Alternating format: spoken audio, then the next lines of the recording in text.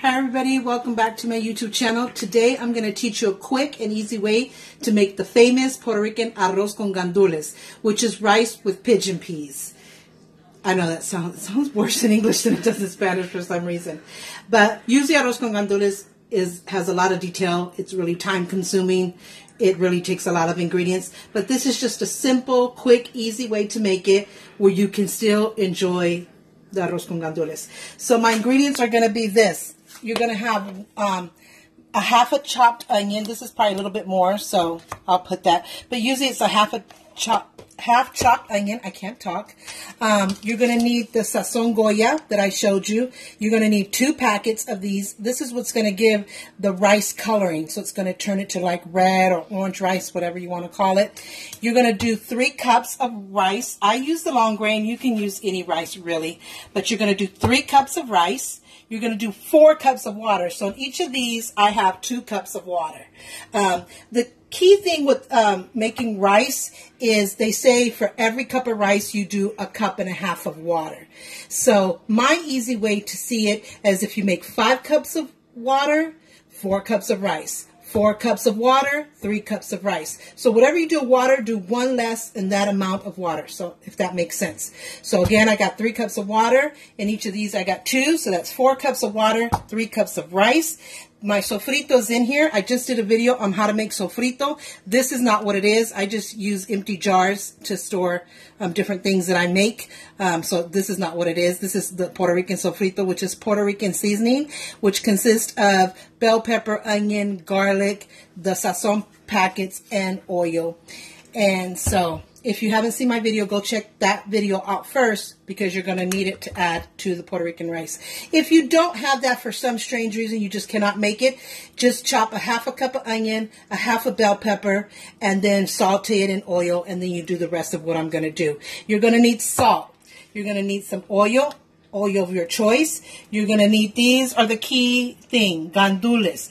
This one's by Goya because that's the only brand we have. You can find this in Walmart. It's green pigeon peas. We call it Gandules Verdes. So you're going to need 1 can of that. And then you're going to need the bouillon cubes. You can do beef, which is cardo de res, or you can do chicken, which is cardo de pollo. Right now I'm going to do cardo de res, and you're going to use 1 cube of bouillon. Okay, so let's get started. So I'm going to add, and if you have an electric stove, I start my stove off on number 5. If you have a gas stove, just put it on medium heat. So I'm going to put my oil. I'm just going to put just enough to saute it, so there's no specific measurement. So I put about that much, and then I just kind of roll it around so it covers the pot. Then I'm going to put my onions in there, which is a chopped onion. You could put a little bit more. It doesn't have to be that very specific. Kind of stir it around and saute it. Like I said, if you don't have the sofrito for whatever reason, you could use onion and bell pepper. So 1/2 bell pepper, 1/2 chopped onion. But in this case, I do have the sofrito, but I always like to add extra onions. So I'm doing the chopped onion, sauteing it in oil. Stir that around for a little bit till it gets nice and kind of turn yellowy, but not too yellowy, if you know what I mean. Just constantly stirring it around. See, it's starting to get a little bit darker color. Then I'm going to add 3 spoons of the sofrito because I'm making 3 cups of rice. Look how good that sofrito looks. So 1, 2, and 3. That should be enough. So then you stir it around along with your onions. I wished it through the camera. You can smell. It's smelling so good. Totally Puerto Rican. So you just stir that around and saute it as well. Just a few stirs or maybe a minute or so of stirring.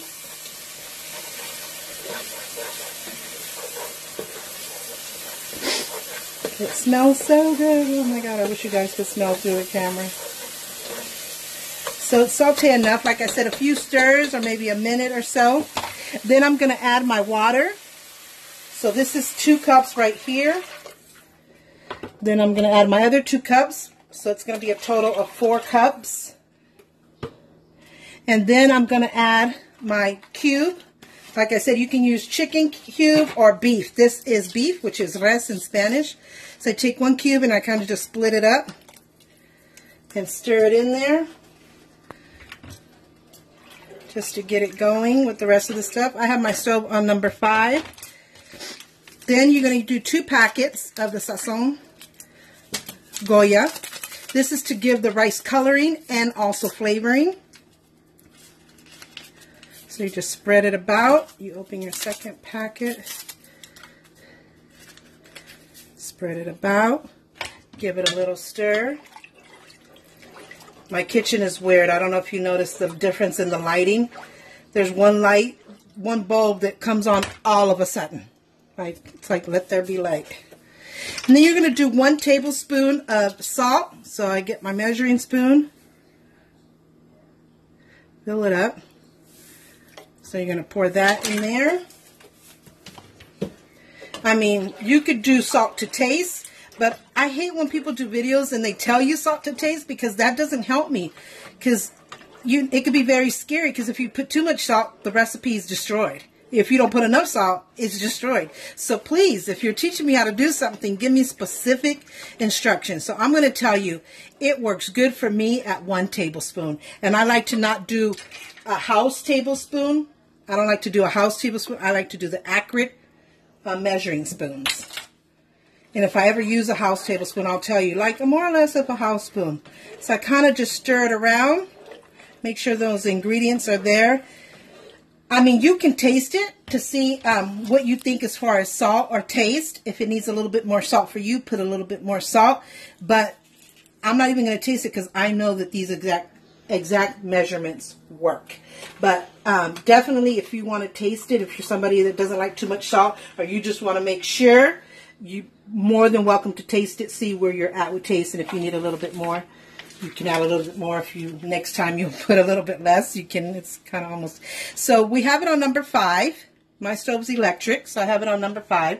So we're going to sit here and let this wait till it boils. And once it starts boiling, we're going to add the rice, and we're going to add the gandules, which are the pigeon peas. So we'll be right back.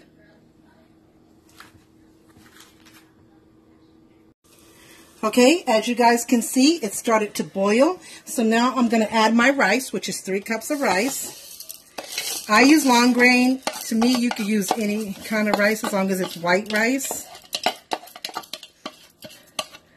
Then I give it a good stir. One thing about rice, one of the biggest rules is you're not supposed to stir too much, because it makes it sticky. In this case, you just give it a stir or 2. Then I'm going to add the gandules, which are the pigeon peas, 1 can. And I'm going to stir that in to make sure it's really mixed up in there. After this, you don't want to ever stir the rice again until it's done. I'm just stirring it to make sure all the ingredients are nice and mixed up. So then we're going to leave that like that until the water actually vaporizes, until you see no more water and all you see is the rice with gandules, which are the pigeon peas. Once that happens, then we give it a good stir and we kind of make it into like a mountain. And then you're going to cover it with the cover, and then you're going to turn it down to number 2. Like right now, I'm going to put it on number 4. We had it on number 5 until it boiled. Then I'm going to turn it down to number 4 so that the bottom doesn't burn. And then we're going to sit here and we're going to let it, like I said, vaporize. And the way you know that it's vaporized, of course, is you don't see any more water. You're just pretty much going to see the rice with gandules.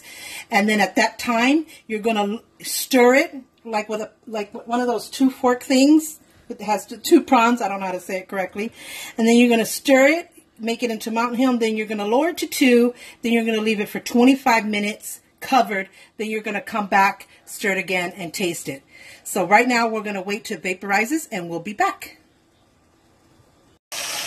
Okay, we're back. As you can see, the water has vaporized, and all you see is the ingredients, the rice and the gandules. So now is when I'm going to turn it around.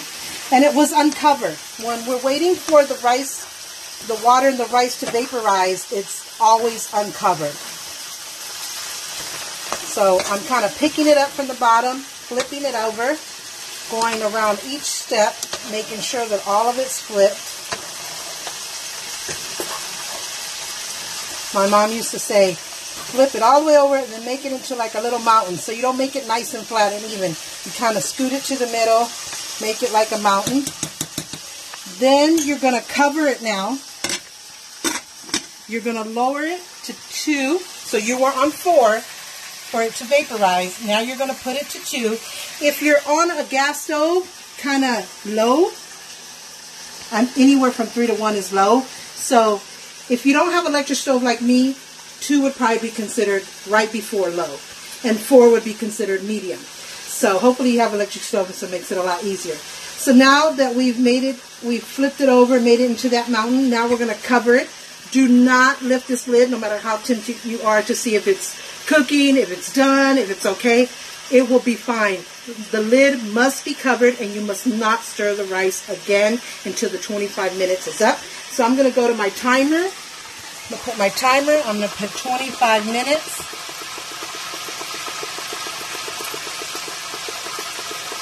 Press start if you have a stove like mine. And then you leave it there for the 25 minutes. And then 25 minutes is up. We'll come back and we'll taste it and let you see how it all turned out. Okay, it's now been 25 minutes.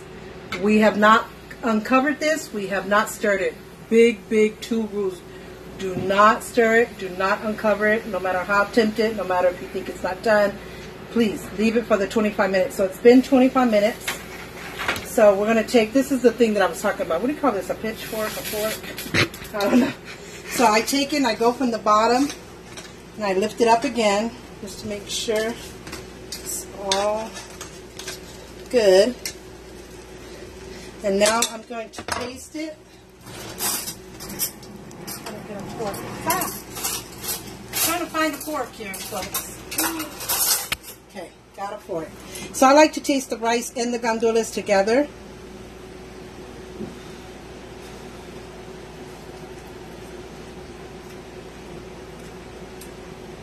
Oh my God, it is so good. And I am not saying that because I'm cooking it and teaching you. I am 100. It is good. It always comes out good. Follow the recipe to the T and it will come out good. Again, the salt to me is 1 tablespoon. It has always worked. It's perfect. But if you just want to taste it after you put the salt and you stir it a little bit, want to taste it, see for you if you need just a little bit more. If you know next time you need a little bit, you're more than welcome to do so. But trust me, this works. It tastes so good. So what I do is I keep it covered until we're ready to serve, and then of course turn your stove off. Now there's another way to do arroz con gandules, which is a bigger way. It takes more ingredients, it's more detailed, more time consuming, which requires like ham, bacon, it requires tomato sauce, and a whole bunch of other stuff. Like I said, it takes more ingredients, it's more time consuming, more details. I will try to do a video on how to do it that way as well. But I just wanted to really teach you a simple and quick, basic way to do arroz con gandules so that you can still get the deliciousness of our famous Puerto Rican arroz con gandules, which is rice with pigeon peas. I'm going to put all the ingredients in the description bar. So if you don't want to, I want you to watch the whole video because it just works better that way. But if you need to go back to it without re-watching the video or whatever, or going by both, you can always look in the description bar and it will have each ingredient down there. Also, like I said, I did a video on how to make sofrito, which is one of the key ingredients for this. Check out the video that I just did. I'm going to title it How to Make Puerto Rican Sofrito. But again, if you don't, for some reason, can't make the Puerto Rican Sofrito, which just requires bell pepper, onion, garlic, the Sazon Goya, and oil. If you can't, for whatever reason, not make the sofrito, don't worry. Just chop some onions, like a half onion, chop a half a bell pepper, saute it in oil, and then once it's sauteed, then start doing the rest of the ingredients that I did in this recipe. So have no fear, you can still do it. Of course, it's so much better with the sofrito because you actually get the Puerto Rican seasoning, the Puerto Rican flavoring, and so it will just be all the way better. So this is the exact way to do Puerto Rican arroz con gandules, which is rice with pigeon peas, but it's just a more simple, quick, basic way to do it. But you're still getting those flavors, you're still getting the exact recipe, you're getting that deliciousness of our people. So try it. If you try it and put it in the comment section, let me know that you tried it. If you liked it, if you enjoyed it, if your family enjoyed it, you can add a picture or a video to show me, or how the whole process went with your first time doing it. So, or if you have any questions, you can also put that in the comment section. But this is delicious, and I'm going to show you the way how we kind of accompany it. So usually what I do for my husband and my family is like, just going to show you kind of how we do it. I made some steak meat right here. And so we just kind of accompany that, and maybe with some bread or garlic toast or whatever you want. And this is kind of pretty much how it looks. I'm going to put another piece right here just to keep that space. But this rice with pigeon peas, arroz con gandules, accompanies all kinds of meat. You could do it with fried chicken. You could do it with baked chicken. You could do it with steak. You could do it with pork chops. You can do it, oh my God, with any type of meat really, but I think pork chop, steak, and chicken are probably the three best. I've done it with all of the above. So yeah, this would be a great plate. It's so delicious. I can't wait to see your comments. Let me know how it went for you. So if you enjoyed this recipe, please give this video a like. Don't forget to subscribe if you haven't already, and don't forget to push that notification bell, because that will give you heads up on every time I upload a video. So until my next recipe, thank you so much for watching. Take care.